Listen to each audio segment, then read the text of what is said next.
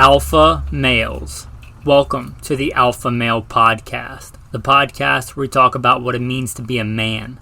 Strong, dominant, and in control, made in the image of God.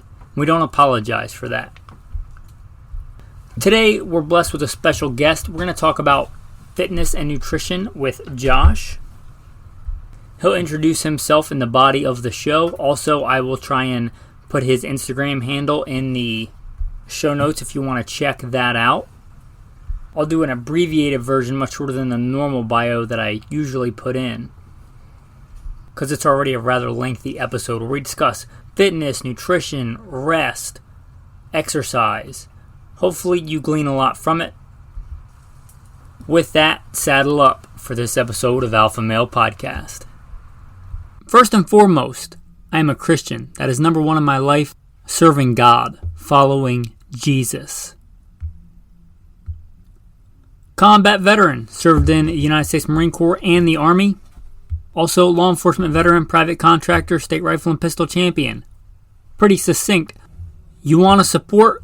Go to Patreon. Should be a link in the show notes. Boom. Let's get into the day's interview with Josh. All right, Josh. Welcome to the podcast. Hey, thanks for having me. First of all, I guess we'll get started. Who is Josh? Who am I? That's a loaded question, but hey, my name's Josh, and I've been involved in the fitness industry for some time. I fell in love with fitness, believe it or not, in basic training. When I went through basic training in the, I guess, early 2000s. After that, I just got with some buddies and they taught me a couple of things about lifting weights. Just kept going on. When I came back from my deployment, I had gained a few lbs, a few pounds from lifting and eating all that good defect food, midnight chow. But anyways, really fell in love with fitness, followed it a lot, and then I fell in love with fitness so much I quit my job and became a personal trainer for a while. Cool. Yeah, I was a personal trainer at Gold's, and then I had a little boot camp on the side that I did.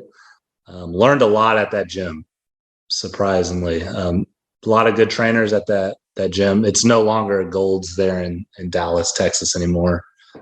It changed into a different gym, and then they just stopped having a gym there. Just a brief aside, have you ever been to like the original Gold's Gym or been to like Muscle Beach? No, I haven't. That'd be awesome to go to, though. Working out on Muscle Beach is pretty cool.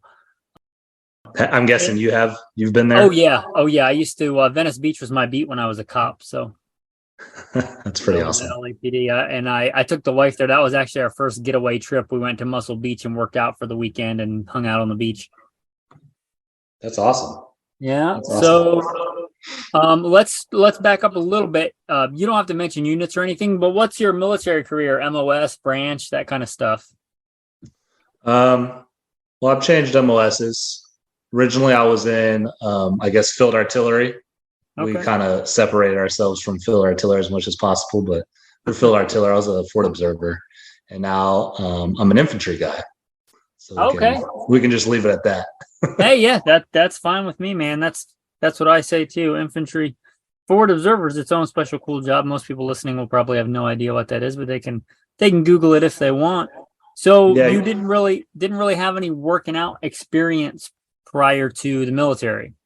No working out experience prior to the military. I think that helped the mindset of, hey, you got to push yourself to get where you want to go in fitness. And then when I went to a gym and started learning more, picked up some certifications. Currently, I'm still certified in the tactical strength and conditioning through the National Strength and Conditioning Association. Cool. So I'm certified through right now. It's always learning. I've been doing fitness. Let's just say fitness since 2010, 2011, when I really started double downing on it. And I'm learning something every day. For sure. Every day you learn something, for sure. What let's kind of segregate this here. Let's talk about military fitness and kind of their philosophy on fitness. Well, I'd say it has really changed. You still have, and the reason I'm saying it's really changed for the Army at least, and they had those 3 exercise events, APFT, which is no longer a thing. Now it's the ACFT. The original 3 events were push-ups, sit-ups, 2-mile run. Wait. So that's changed since I got out. That's no longer the main thing. That is no longer the main fitness test. You do not have to pass the APFT? So now it's the ACFT, the Army Combat Fitness Test. Okay. Yes. Go ahead, explain that to us. Yeah. The Army Combat Fitness Test is deadlifts, backwards ball throw. Let's see if I get this correct. And then I believe it's push-ups next. And then you have, after push-ups, it is a sprint drag carry, which you sprint 20 meters, you sprint back. Then you drag a 90-pound sled backwards and you drag it back. And then there is, I always get confused which one goes first. I would have to look it up, but there is a side shuttle there and back, and there's a kettlebell farmer's carry there and back, and then one last sprint. So your lungs and your quads are on fire. Okay, and it's the same exercise for every MOS? Same exercise for every MOS. They have a plank now, which blows my mind. We'll talk about that in a second. Okay. And then to finish off all of that, it's a 2-mile run. Now the max for 2-mile run is very different now. It's not the same, of course, because you have 5 events prior to the 2-mile run. Oh, I got you. Okay. So they've lessened the. It's not a 13-minute as that's kind of like the general. I know there's an age range, but under 13 minutes was, hey, you're a stud, right? Oh yeah, I used to even in my last PFT getting out, I was a sub 13 or so. That's awesome. I know about the sub 13. Whatever the age bracket is, it's still hard. I'm very blessed to be a fast runner, but it was a hard run for sure. And then, So which one do you think is harder, the old one or the new one? I think the old one is harder. The new one is easy to pass, but harder to max. Really? Okay. All right. Yes. Okay. Harder to max because you have to be strong. You have those guys that are super fast, Yeah. But they're not strong. Like they can't. You put kid on them and they collapse. So. Yeah, I mean a 90-pound. You said a 90-pound drag, right? Dummy drag. It's a sled drag, but that's supposed to be what it emulates. Yes. Okay. Yeah, I imagine I'm gonna be gender specific here. You can disagree if you want, or I'll edit it out. But that's got to be hard for a 75-pound woman to drag a 90-pound sled. I mean, harder than it would be, for a 150-pound guy, which is not that big to drag the same sled. Yep, and that's exactly why, I don't know if you remember this, but I started that ACFT program with a company, and that was the exact reason why, because there's people like that, like a 90-pound female that's a soldier that has to drag those 90 pounds. It's like their body weight, and carry 2 40-pound kettlebells as well as doing all those other events. That's a smoker for sure. Yeah. And I was they were just starting to talk about the women getting into the combat MOSs when I got out, which is a whole nother rabbit hole we will probably not go down. But there's some. I mean, I'm not gonna lie. There's some women that are some. I guess studs is probably the wrong word to use, but they're very physically fit. They're very physically fit women. For sure. It surprised me. I'm not gonna lie. It surprised me. And there's some dudes that just aren't. Yeah. It's mindset. Yeah. And that's something I'll definitely talk about as mindset. All right, that's a good thing. Let's transition to that. What percentage of working out would you say is mental? I'd say you could say 80 to 90% for sure. Yeah, I was going to say 90% for sure, especially especially in the long term, right? Because you could have a guy that naturally has really good genetics, would be super strong, but he just doesn't do it. He doesn't do it over and over again. He doesn't do it consecutively and consistently.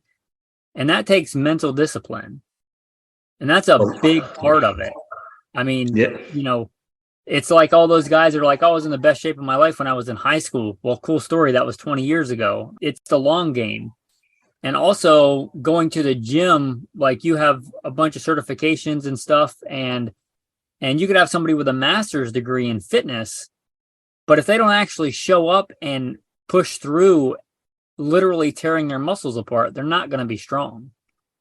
100%. So not maybe mental and as far as like memorizing tables and charts and all that, but mental as far as my big thing is pray, show up, and put out. Even if you have no idea what you're doing, and then most of that is mental, right? You have to get yourself on the track or to the gym or whatever it is, and you have to force yourself to do that. 100%. I agree. Yeah, like my wife right now is training for two. I don't know if she's going to run both, but she's training for two calf marathons. Not like That's one awesome. right after the other, but one, and then a few weeks later another one.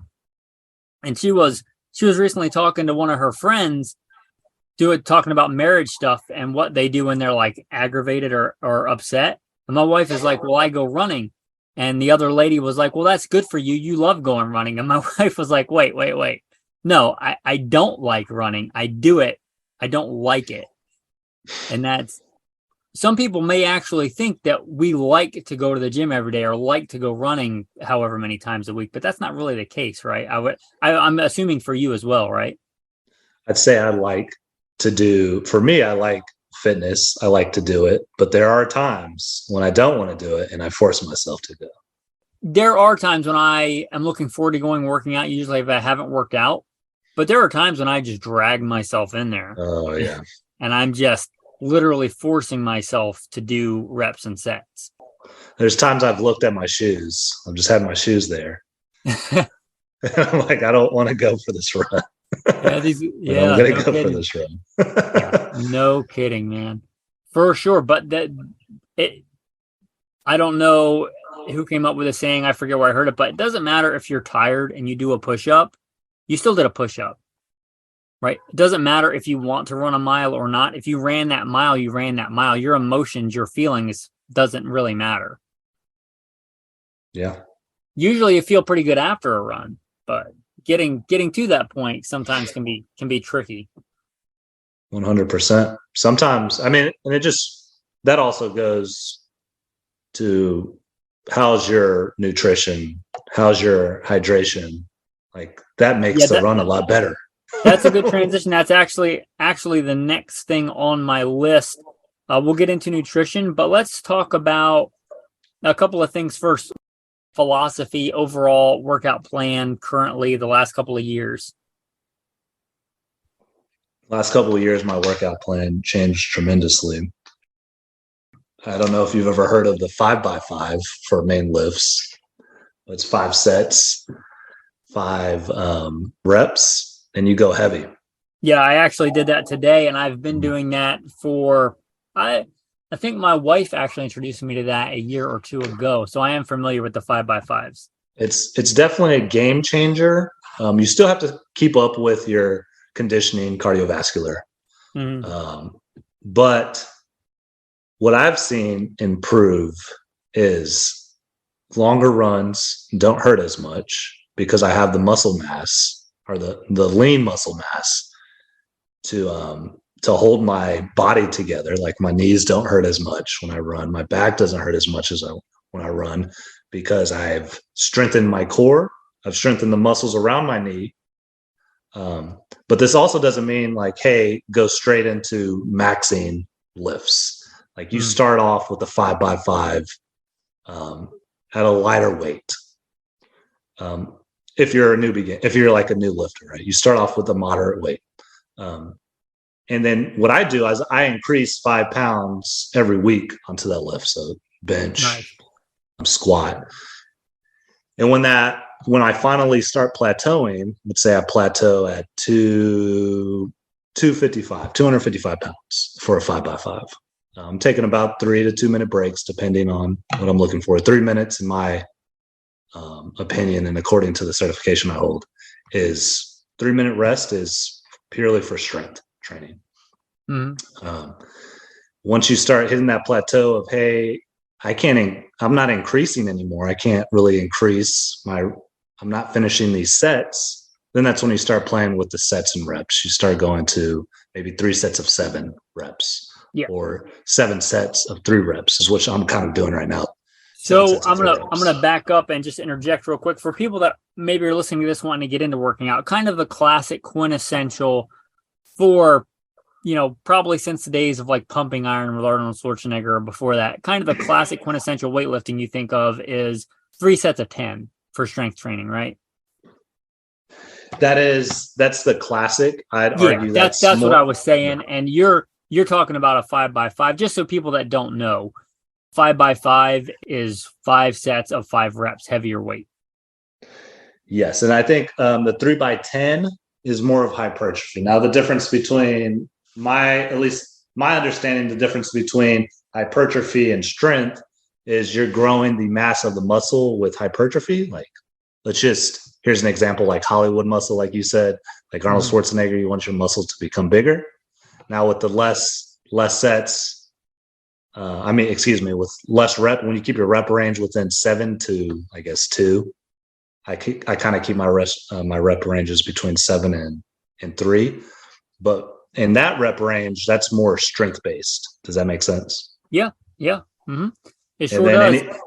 And then anything from the rep range from 8 to roughly 12, 13, 14, that's more in the hypertrophy range, which is growing the muscle to look bigger.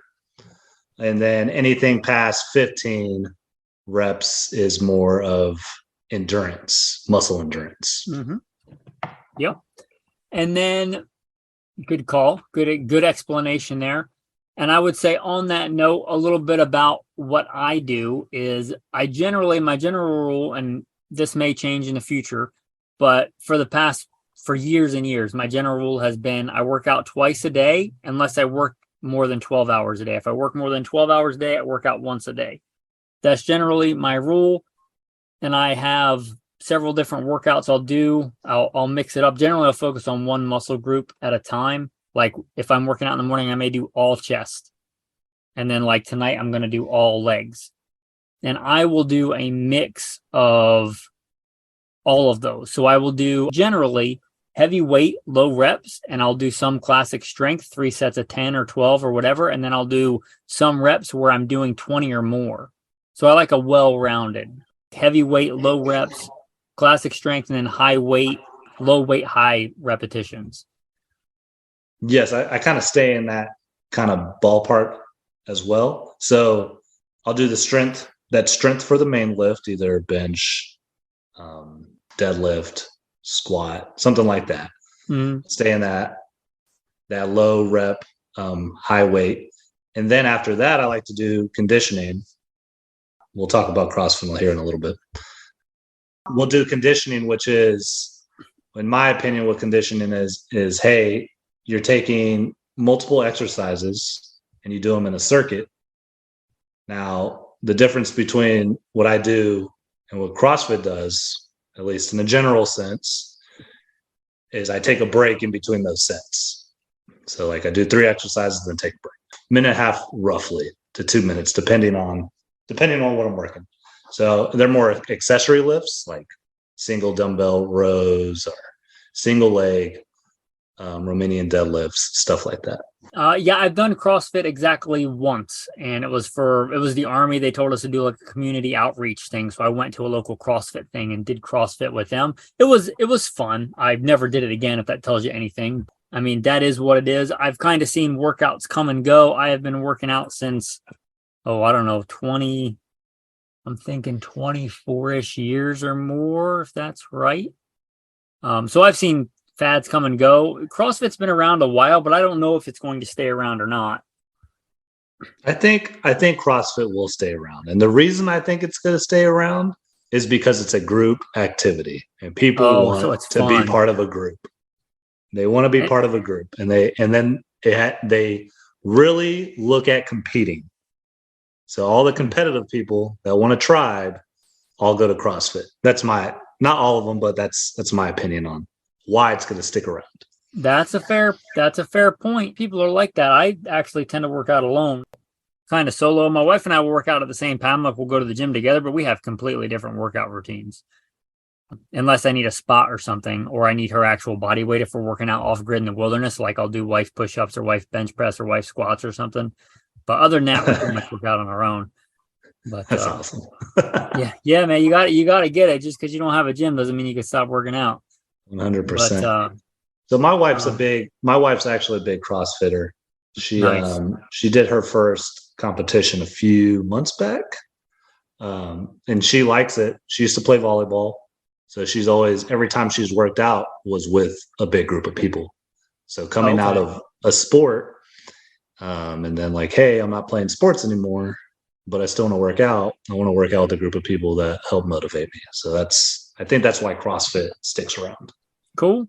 And I'm totally for, if you're not doing anything, and I'm talking to the listeners, if you're not doing anything and you want to try CrossFit, by all means.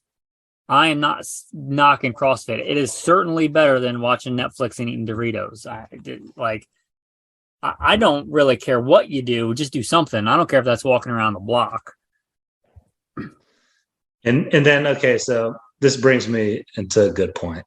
The reasons I have a bone to pick with CrossFit is they have started, like a lot of the CrossFit gyms have started moving to first doing a strength exercise or a power movement, like an Olympic lift.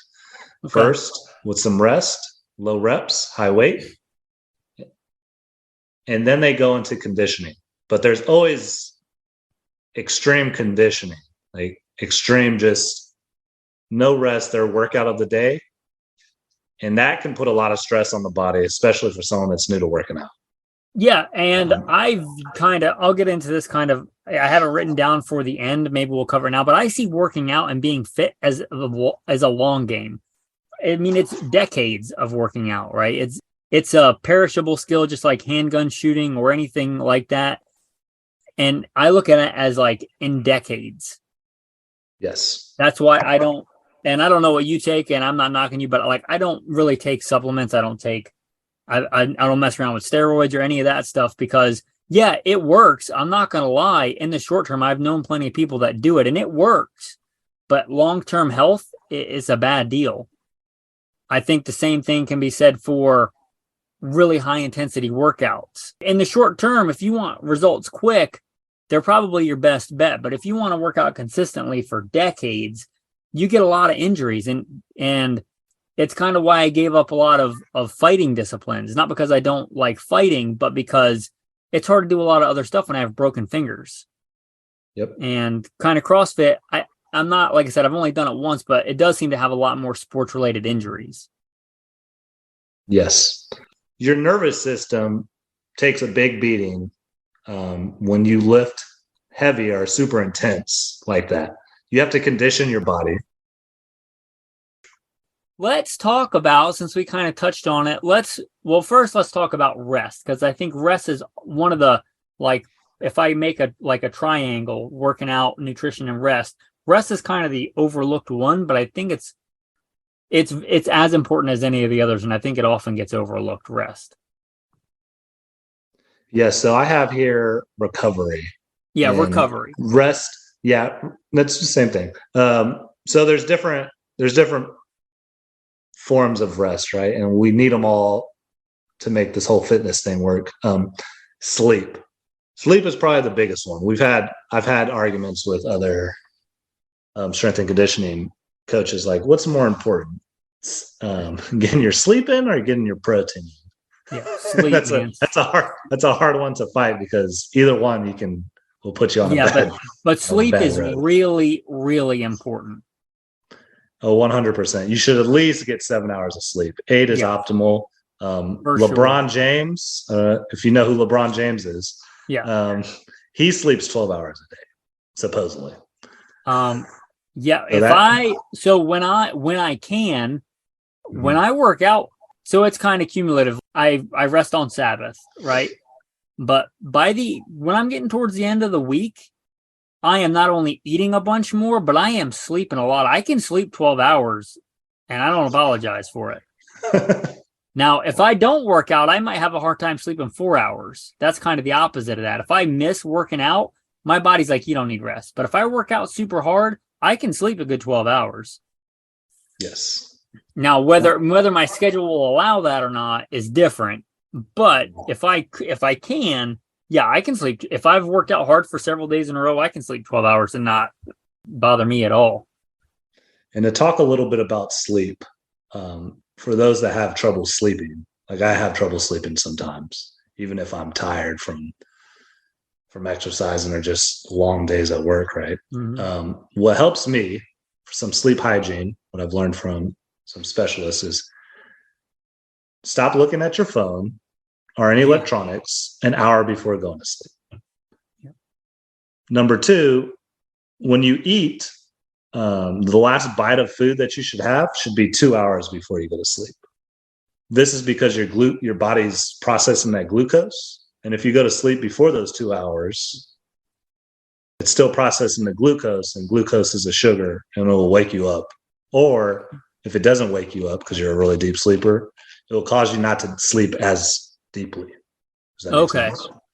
I got So those are little tips. Also, if you can, try to get into a low light area prior to sleep. This will help you sleep a lot better for those that have trouble with sleeping. Yeah, and by God's grace, I had a lot of trouble sleeping during and after the war in my younger days, which there was a lot of contributing factors to that. It's understandable. Yeah.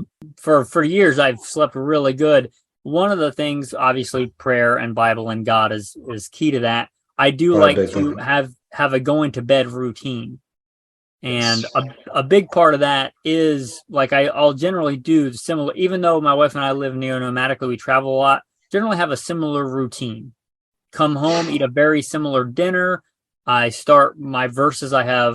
You've probably listened on Alpha Male podcast. I have the Alpha Male reading list. I'll recite some passages from memory, and then I'll do some Bible reading, and then the other stuff, brush teeth and things like that. And I'll generally lay down and I will read Bible until I get really tired. Yes, that's a good one. I had my grandfather used to tell me, he said, if you ever want to go to sleep, but you can't sleep and you're really tired, just crack open the Bible. Yeah, and worst comes to worst, you can't sleep, but you still get more Bible reading. So it's a win-win. You get more Bible reading. Yep, yes, it's a win-win. It's a win-win, man. There are those nights, like anybody else has, where I've got a bunch of stuff on my mind. I can't sleep. Wife and I are having an argument. It's just life stuff. Yes. You got a ticket that day. Who knows what it is? There are those nights too. We all have those nights, I think, where we can't sleep. But I think that routine is important. And like you said, the no electronics, I didn't know until recently that like those electronics put out some kind of lights. This is not like conspiracy theory. It's like a real thing. They put out some kind of lights that stimulate your brain. The blue light. Yes. The blue light. Yeah. It just causes your body to have, I might be saying this incorrectly. It's causing your body to like release endorphins, but at a very low level. And let's be honest. None of us probably need more time on our phone. So. Yeah. One part that might help you sleep also with recovery is stretching and self-myofascial release. Now, self-myofascial release is foam rolling, getting a lacrosse ball or a softball, and rolling your muscles in a certain way that will help lengthen them to get more blood flow. There's theories on it because it's not actually scientifically proven, but to get more blood flow into the muscle, to tell your nervous system, hey, there's nothing actually going on with your muscle. They're just tight because they worked out, so it relaxes them. And that will also help you sleep better, which is also help you recover faster, and you won't be as sore the next day. Gotcha. My wife is big on the foam roller thing. I'll be honest, I almost never stretch unless I have some kind of injury. That's just me. I'm not advising that for people. I usually just don't, and I'm usually not sore. unless there's some weird thing going on. Yeah, I'm laughing. I'm just laughing because I have a really good buddy that's one of those fitness freaks. I call them fitness freaks. It doesn't make sense why he's so fit because he doesn't eat well or anything, and he doesn't stretch either. Yeah, I do by God's grace eat pretty well, but I don't. Stretching almost never. But to each his own. I'm not telling people not to stretch. It certainly is kind of the safe thing to do. And there's different forms of stretching. So before you go to sleep, I'd say do some passive stretching, which is your basic like hamstring, hold for 30 seconds, then release. And then you have more dynamic stretching prior to your workout that you want to do for a warm up. So if you've ever seen track athletes, they do those little skips and all the different movements. That's more of a dynamic stretching. Is that like active recovery, or is that something different? So this is more just getting your body prepped for the movements. Kind of hard to explain in a podcast, but if you ever stretch your quad out while you're standing, I like to do that, but I hold it for maybe 2 seconds, then I release. I go to the next leg, I hold it for 2 seconds and release. And I'm kind of just walking while I'm stretching my quadriceps out. And then the opposite, where I kind of do a scoop, kind of like I'm trying to scoop some sand up, but I'm keeping one leg straight, and I'll stretch my hamstring, and then I scoop up into the air, and then I do it with my other leg. And it's just a movement, and you're just moving. It's constant moving. You're getting your heart rate up a little bit, and you're getting those muscles primed to start lifting. So that'll help out a lot of new lifters. And if you're ever interested in stretching and myofascial release, I'm going to plug this guy. I don't know him, but I've used his studies for probably since 2014, 2013. His name's Dr. Kelly Starrett, and he has a book called Becoming a Supple Leopard. It's in textbook form, but it's all about movement patterns and how to move for different sports, as well as stretching and optimizing your body.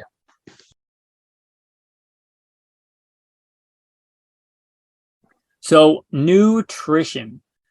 So I'm going to start off just by talking a little bit about a giant misconception. A lot of people think that they're going to go to the gym to lose weight. And it certainly will help with that. But you have to do a massive amount of physical activity to burn, the typical amount of calories that would be in, say, a cheeseburger. Like, you have to do a lot of activity. Where you really help your weight and regulate your weight is at the table, is what you eat. Yes. Go ahead. So with regulating weight, I think, to be more specific, cutting fat, building muscle, right? Yes. But a lot of people think they want to lose weight, so they're going to keep doing what they're doing and work out, which is certainly better than not working out. But nutrition is a huge part of being fit. Yes. So first I would figure out how many, if your goal is to cut fat, because this is my philosophy. If you're trying to lose weight, your goals are like, hey, I'm losing weight, but that means you could be losing muscle and you could be losing fat at the same time. That should never be your goal. And I'm not talking about you should be bulky, bodybuilding type person.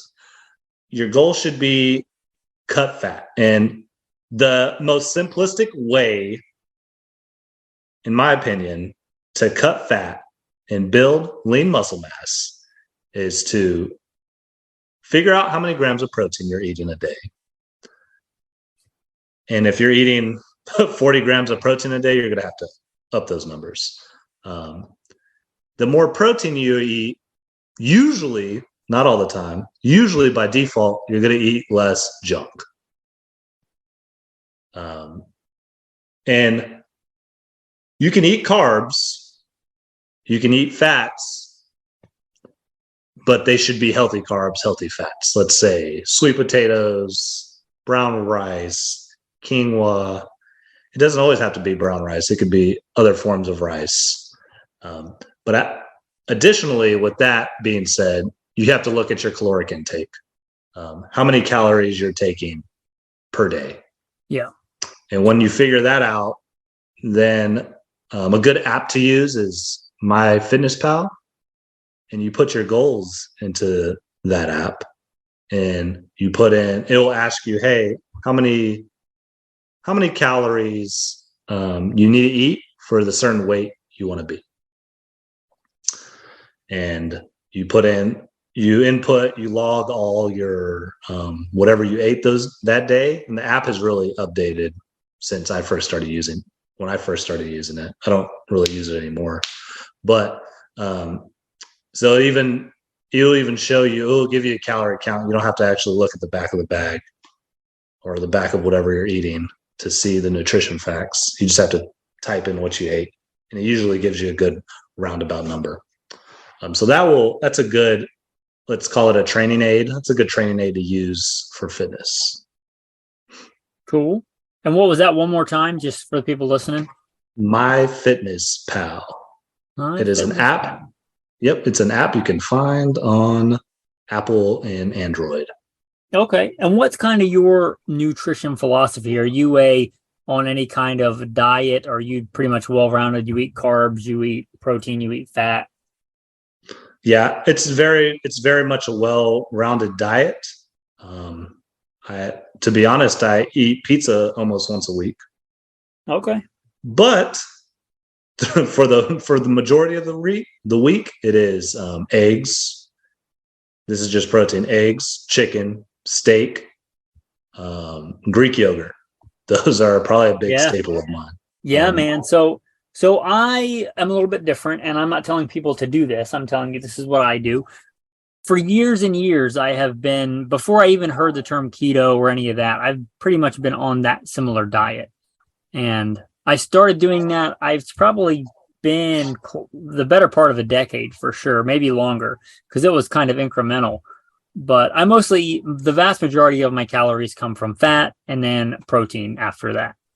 And almost everything has some carbs. Like if you eat a steak has blood in it, and blood has some carbs because blood has sugar, and sugar are carbs. So, but as a source of legit energy and a source of legit amount of calories, I pretty much don't eat carbs. I'm not telling people that's what they should do. Just letting you know, it would be dishonest for me not to let you know what I do. And my big kind of staples is what I eat are eggs. You mentioned eggs. I'm big on eggs. Mm-hmm. For years and years, that was almost always my go-to diet was 10 eggs for dinner. Like I would cook 10 eggs for dinner, and that was it. And I would buy flats of eggs that were usually under $5 for 60 eggs. Recently, I've eaten a lot more meat because it's actually cheaper than eggs, which blows my mind. But nowadays, yep. Yeah. And then also I'm a big time hunter. So if I can slay beasts and get good solid red meat that way, that's a good preferred way that I like to eat.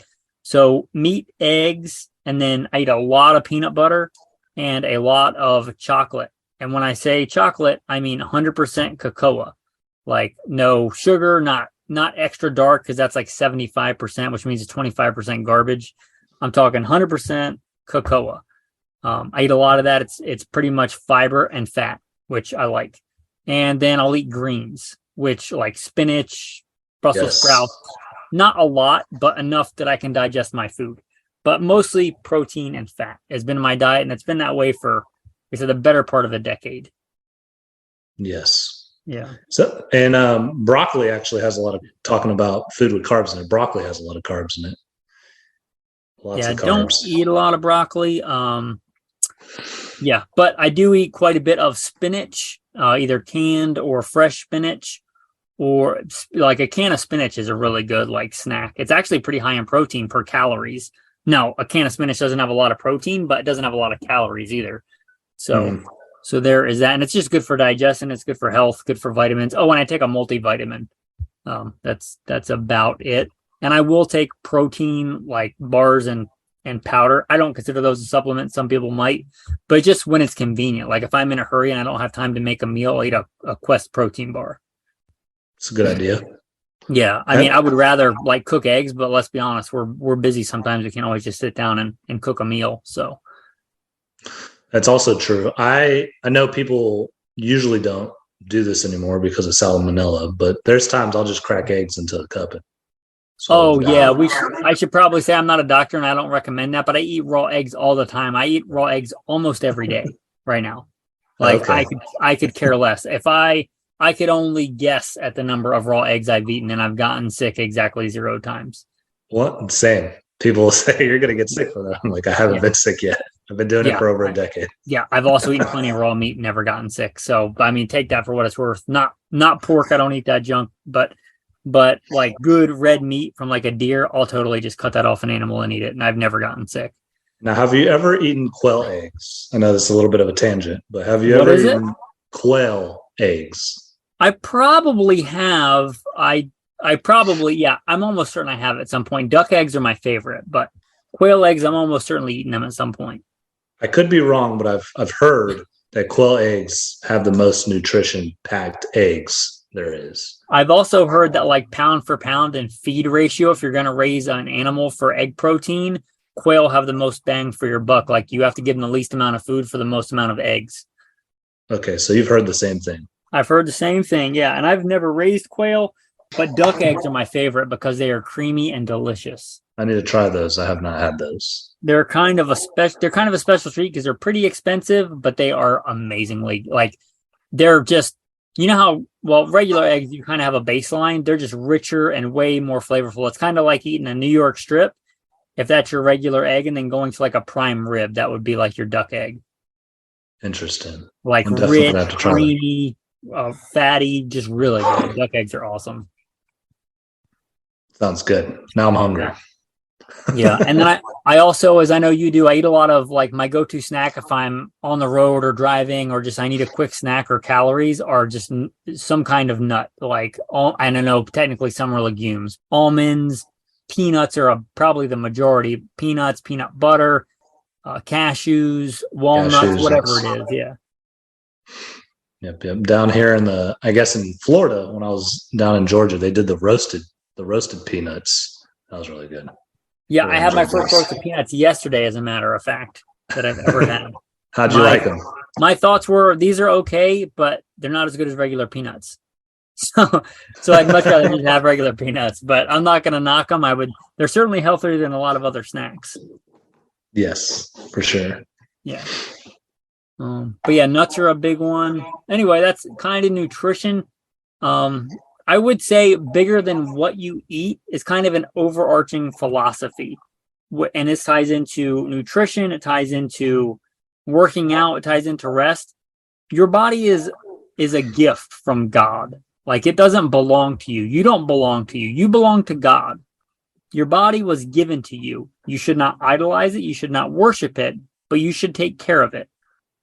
God is your father and he gives you a wonderful gift in having a body. And you should take care of it.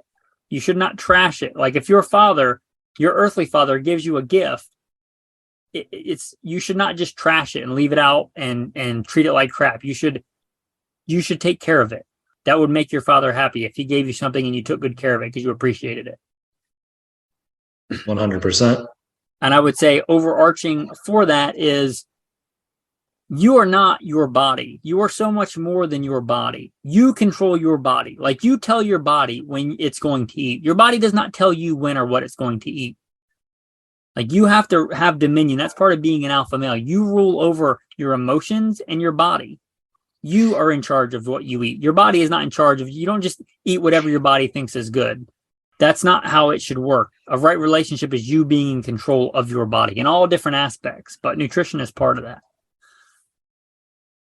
100%. I mean, there's still times I struggle with what I eat at times. Like, hey, I can do this real quick, just like there's times I struggle with what I eat, but I think just staying with a plan, having a plan for your nutrition is key, I think. So that starts with going to the grocery store and buying the correct food. Yeah. And then you have to also buy stuff that you like, kind of like fitness. If you don't really like weightlifting that much, but you enjoy running a lot, you shouldn't just do nothing but weightlifting, and vice versa, weightlifting or running. So if you don't really enjoy, let's just say chicken, you got to find another source of protein, because if you're just buying it and you're not eating it because you don't like it, and it's not going to work out for you. That's not an excuse to not eat healthy, but those are just things people have to think about especially when they're first starting.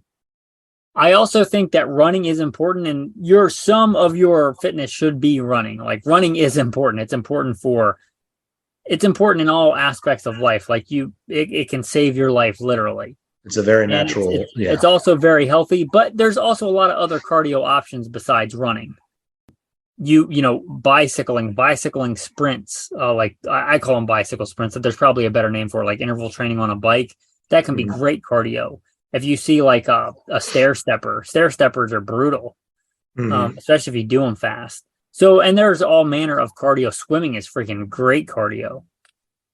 So there's a lot more, like you said, I think cardio for sure should be a staple, but if you really don't like running, just make it part and do other cardio. But cardio is important. 100%. It's healthy for your heart, and it's a very natural thing. People have been doing it since the beginning of time. Yeah, that's one. I love like history and stuff like that. We are almost remarkable on Earth, the distances we can go. Mm-hmm. Like even like a horse cannot run as long as we can run without stopping. Even my dog, like I can outrun my dog. I can't outsprint my dog. He's fast, but I can outrun my dog. I can run him into the dirt so that where he gives up and I can keep going. And we can outrun wolves. Like, that may sound crazy, but we are we are the best distance runners, period. And I think that's a good segue into mindset and also conditioning your body. Yeah, I think. So let's start off with, hey, I've never ran before, but I want to go run. You're not going to go all out and go run a marathon, right? That's an extreme example. Yeah. You're going to condition your body to run, maybe you're just getting off the couch to walk around the block. That's where I say start with where you are. Don't think that you have to listen to this and start working out twice a day and eat eggs and peanut butter like a maniac, like I do. I'm all about it. Turn off the Netflix or whatever you're doing, to get off the TikTok or whatever, just to go walk around the block. Yep. Like, literally, if that's where you are, and then maybe walk 2 blocks and then maybe try and run. So like you mentioned, you were overweight at one point. I was like a fat kid when I first went into my freshman year in high school. And I just decided one day I don't want to be fat. And I didn't really understand nutrition, but I understood if I stopped eating, I would lose weight. So it's kind of what I did. But we all start somewhere. There was a time when I went out for the wrestling team, we had this long kind of course we ran through town. There was a time I couldn't run to the first turn without stopping. And by God's grace, I'm a fantastic runner, have been for decades. But we all start somewhere. So don't think that you have to, if you don't have a 6-pack, you're not fit. You can do something. For sure. And that's going to build, this also builds on your mindset. So just like you were saying, you got to start with those progressions, small progressions, but you're not going to have the mindset of this super Delta Navy SEAL, whatever cool guy mindset. Yeah. But because you have to start from the beginning, you have to start somewhere. So starting there is going to condition your body and condition your mind. Yeah. To Mr. Michael Milito here. Fitness. Oh, I'm a very blessed man. The Bible says, what do you have that you did not first receive? Everything I have is a gift from God. My body, my fitness, self-discipline, it's all part of that. I don't take any credit for that. It's a gift from God. Now, it's also written in the Bible, if you're given a talent, you use it. Jesus is very clear about this in the parable of the talents. To he who has, more shall be given, and he will have an abundance. But he who does not have, even what he has will be taken away from him. You're given talents so that you can use them and multiply them. Fitness is one of those talents. Self-discipline is one of those talents. Mm-hmm. Self-discipline is like any other muscle. It's like a bicep or a quad. If you use it more, it'll be better. If you never exercise it, it's going to be subpar. So self-discipline is one of those things. Yeah, it's a muscle like any other, and it's not like I'm some special thing. Like I said, I was one of the fat kids going into freshman year, and I was playing a ton of sports by the time I got out of high school and continuing on. But we all start somewhere. On the starting somewhere, because there's a lot of people probably listening to this and need to either get into or get back into fitness after walking and then maybe jogging, running. What is like your next go-to thing you would recommend? Get in contact with somebody that you know that knows how to do fitness. And I say that so that you start your fitness goal, you start your fitness journey correctly, doing the movements, certain movements correctly, like squats, lunges, push-ups. Get with someone that knows what they're doing and just reach out to them. Just be like, hey, I want to get better at fitness. And it'll help you stay accountable, and you'll also do movements correctly so you don't hurt yourself in the future. Yeah. Nice. So that's kind of where I would start. And there's gonna be times when you're doing random workouts and you're like, okay, I don't really know where this is going, or you're just doing random stuff.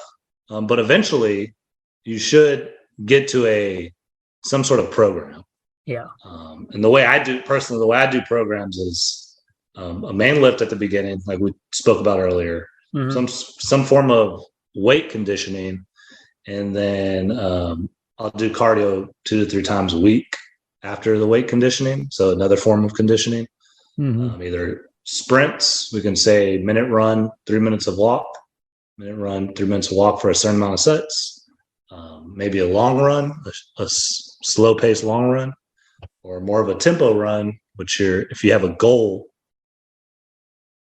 pace, you kind of back that off by about 45 seconds per mile. So let's say, hey, my goal pace is a 6:30 mile. But I just get out and run.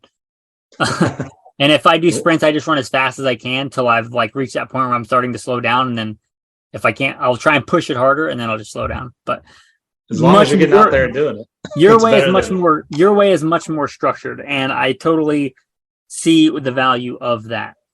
And I would also say, a real easy workout is walk if you're there / run if you're to that point. Push-ups, even if you got to start on your knees, like do something. Yep. So run, push-ups, and sit-ups. I'm a big fan of pull-ups. Now, if you can't find a pull-up bar or something to do pull-ups on, you're probably making excuses. You can probably find somewhere to do pull-ups, a door jam. Now, if you can't do a pull-up yet, that's fine, but you can keep trying until you get a pull-up. But I would suggest you can get and stay really fit for somebody that's not ready to go to the gym or whatever, running or some kind of cardio, walking, running, jogging, hiking with a pack is great cardio. Yes. So long as you don't go too heavy on the weight and hurt your back, that can be great cardio. So something in that arena, and then push-ups, sit-ups, and pull-ups. And you can, if you put out and show up consistently and just do those basic things, you can be fit. Yes. I would submit, if you don't have to have 6-pack abs. If you want them and you have them and the discipline and the blessing to have them, that's great. But you should have a base level of fitness, more than I think a lot of Americans do. And on the sleep, I think for a lot of people, if you work out more, you'll naturally sleep better. And getting off your phone and that other stuff is part of that. And then the nutrition. Like, I don't have to sit here and lecture you on what junk food is. You know what junk food is. Like, anybody listening to this knows what junk food is. Steak or Oreos, you know which one of those is junk food. Spinach or I don't know, Doritos. You know which one of those is better. You don't need a master's degree to know what junk food is. If it's junk, why are you putting it in your body? I'm not saying there's never a time for maybe eating something that's not strictly nutritious just for the joy of it or for a celebration, but you know what junk food is. You know what you should be eating. You might not know exactly the ratio of carbs to fat to protein, but you know what junk food is. So start there. Stop eating junk. 100%. I mean, a a good steak dinner with broccoli or whatever vegetables that's a treat in itself, in my opinion. Yeah. And that's I mean, very healthy. So yeah. I mean, just you might not know exactly, and you can learn that, but if you just, refined sugar is just, in my opinion, horrible. Get rid of that. Get rid of the empty carbs, like too far down that rabbit hole. But most people know what they should and should not be eating. It's not because it's lack of knowledge. It's lack of willpower and discipline. 100%. And I mean, if anybody ever has any questions about nutrition, they can always just Google it, or they could ask me if they wanted to as well. I guess that's a good place to start wrapping up. How would somebody contact you if they wanted to? I have an Instagram that's just for fitness. It's called Paramore.fitness. So that's Paramore, PARRAMORE.fitness. And that is my Instagram handle. Cool. And that's the best way to contact you? That's the best way to contact me about anything fitness. If you contact me about anything else, I will not respond. Cool. And you guys, the listeners should know they can contact me at goodshepherdtraining.com. All right, man. I hope that you enjoyed this episode of Alpha Male Podcast. For the tactical tip, Josh got a hold of me after we did our interview, and he said he took exception to one of the things I recommended, which was sit-ups. And he's got a fair point. They are not maybe the safest exercise to do. He did not recommend them, so I just wanted to be upfront with that. So my tactical tip of the day, something I've done for years. I probably started over 20 years ago. It's free on YouTube. It was way before YouTube. It was on VHS when I had it. 8-minute abs. Is it the best workout out there? No, it's not the best ab workout out there, but it's a decent ab workout. And if you need an ab workout, it's 8 minutes. It's decent. So that's my tactical tip. It's free on YouTube, 8-minute abs. Tactical verse of the day from 1 Timothy. For physical training is of some value, but godliness has value for all things. With that, men, thanks for listening and have a blessed day.